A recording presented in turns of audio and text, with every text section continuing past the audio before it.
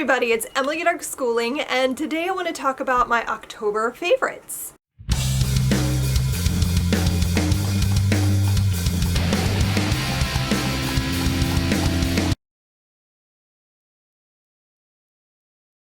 October is a fun month around here. We love getting into Halloween and watching scary movies and reading creepy books, and so that's like what my month has been.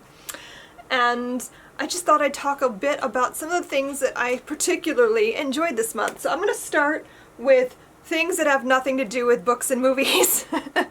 And that is Mrs. Meyer's cleaning products. I get so excited when their limited edition, like seasonal scents come out. I got apple cider and pumpkin, and I just love these. I clean everything with them. I kind of go crazy. I spray them on everything. They smell so good. I also have the pumpkin dish soap. It's marvelous. So I highly recommend these. They smell amazing. Then I think we'll talk about movies. We watched a lot of movies this month. We watched a lot. We watched Halloween. We watched Nightmare on Elm Street. We watched a lot of like old vampire movies because that's what my husband likes. Lots of stuff. We kicked off the month with A Quiet Place, and I was just sort of blown away by this movie. I don't know what I expected going in. I don't know. I'd heard so much hype about it, and I think I was kind of nervous actually that it was going to be not good. But I was so pleasantly surprised by how good this was. The premise of this is obviously they can't talk. They can't make any sound because that's what alerts the aliens. They're like super sensitive to noise and they'll come after you. I loved the book Bird Box, which is sort of the a different take on the same scenario, is that you can't see. Because if you see it, it makes you insane and you die. And so I liked the idea that it was something similar to that. But this was so much scarier somehow because, yeah, being blind and not being able to see anything is scary, but not being able to make any sound, none. Like seriously, we'd be dead because my youngest would get us all killed. She never stops talking. The idea of like literally not being able to talk. I also loved that there was a deaf person in this movie, and that was great representation, and the sign language and all of that. I just thought that was really interesting, and it added another layer to the film, I think. But overall, I loved this. It was really good. It was really creepy and really fun, and I highly recommend it. The other thing besides scary movies that we watched quite a bit of this month, and actually in September too, is that we had still not seen Infinity War. I think we were the last people on the planet to not seen it yet. We bought it. We bought the Blu-ray, and we just hadn't seen it. So we decided, because the reason we hadn't seen it yet was because we were so far behind. We hadn't watched like any of the newest Marvel movies that had come out. So we watched Black Panther and Thor Ragnarok, and we watched Civil War and all that stuff. So we finally, we had to watch Guardians of the Galaxy 1 and 2 because we'd never seen those either. We're the worst Marvel fans. Anyway, we finally caught up. And we watched Infinity War. And I don't think I was emotionally ready. Oh my goodness. Wow. I still am processing. For like the first couple of days, I'm like, I don't want to talk about it. I didn't want to talk about it because I was kind of distressed. And I still don't quite know what to think. I'm pretty sure that they're not. Yeah, I don't want to spoil. Can I spoil you? Like, is it really just me that hadn't seen it yet? I don't know, but I'm afraid to give anything away. But anyway, yeah, I will say, spoiler happening right now. I will say that the part with Spider-Man was the hardest part for me. When he was talking and he was like, I don't want to go, and all I could think about was Winifred Burkle on Angel, and I was just like, oh God, he's pulling a Fred, I might die right now. So if you haven't seen Angel and you don't know what I'm talking about, I probably just spoiled that too. Anyway, I really enjoyed it. We really liked it. I'm going to really need to see Avengers 4 like immediately. I need some kind of closure for this.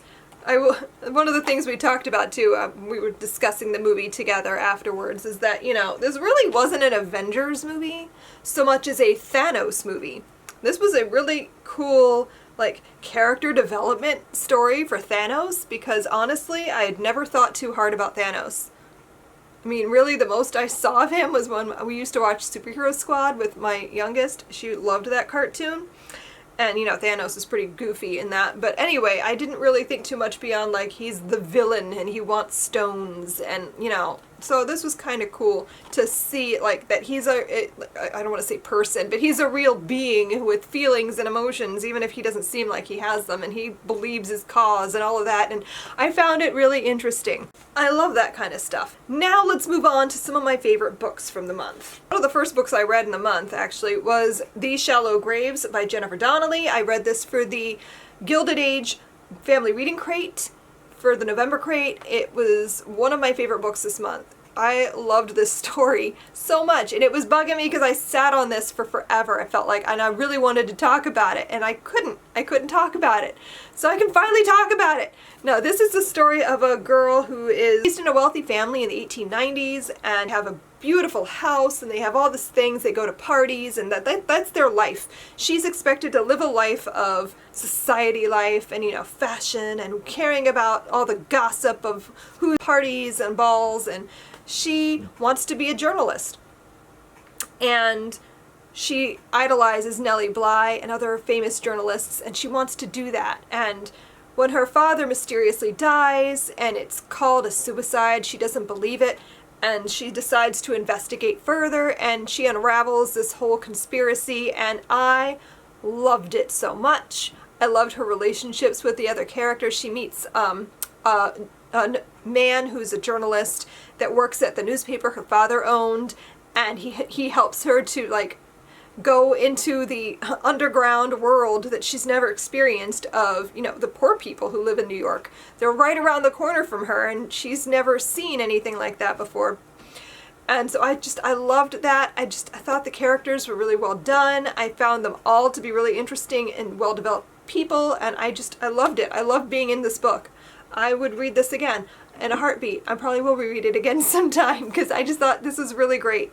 My boys and I actually just finished this book. We read The Haunting of Hill House for our creepy October read aloud, and I'd never read this before. I keep saying I need to read more Shirley Jackson. I read We've Always Lived in the Castle last year, and I really wanted to read another of her stories, and when I saw that Haunting of Hill House was going to be on Netflix, I thought we should read this book. So we did. I thought it was a really well done story. My boys say it was underwhelming, but it was very low-key horror. I keep seeing people say this is the scariest book they've ever read, and I'm like, I don't know that I would say it was the scariest. I don't think it was scary so much as just unnerving. I definitely feel like it's more unnerving than scary. This story is about this house called Hill House, and there's been a lot of talk about strange phenomena. The people who work on the house, the people who own the house don't live there. They rent it out, and nobody ever stays there long.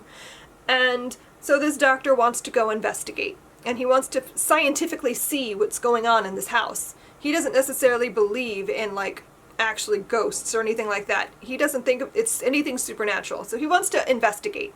And he invites some people to come along, and so 4 people stay in the house, and it was interesting to see, the character of Eleanor is, I guess, the main protagonist of the story. You see everything happening through her perspective. And she's super unreliable. The whole story, you're never sure. Is she just mentally unstable, or is the house making her unstable? I don't know. I found that really intriguing. And to see her sort of unravel throughout the story was very unnerving and creepy. I thought it was great. And the last book I want to talk about was another one of my favorites from this month. I'd had this on my TBR for forever, and I finally read it. And that is My Best Friend's Exorcism by Grady Hendrix. I loved this. This book was so good. At its core, I think this is a friendship story. I don't really think there was some really disturbing scenes, let me tell you. There was some stuff that goes down in this book that I was like, ugh. I don't know if I could get those images out of my head. Ugh, they're still there. And so yeah, it's got some disturbing stuff. So, but at its core, this is a story about friendship, about Gretchen and Abby and their love for each other. And Abby showing Gretchen that she'll never quit. She'll never let go. She'll never stop loving her friend. And like, I found that to be the heart of the story. And is it horror? Yes, it's really creepy. There are some really creepy things, but is it The Exorcist? No. And I think if you go into it expecting it to be The Exorcist, you'll be disappointed, because while the possession story aspect of it is definitely creepy, it doesn't quite go to the places that like most demonic possession stories go. I found it was almost more of a Mean Girls kind of situation than like a, ooh, that's definitely a demon possessing her. Like, it was never like an obvious thing except to Abby. And I think the other thing that I really loved about this, and that I think I'm just a sucker for in a story, is I really want to be angry at people with their injustice. Like the way the adults treat especially Abby, the way the adults treat Abby in this story was so frustrating to watch, and it was just like, why? Why do you guys do that?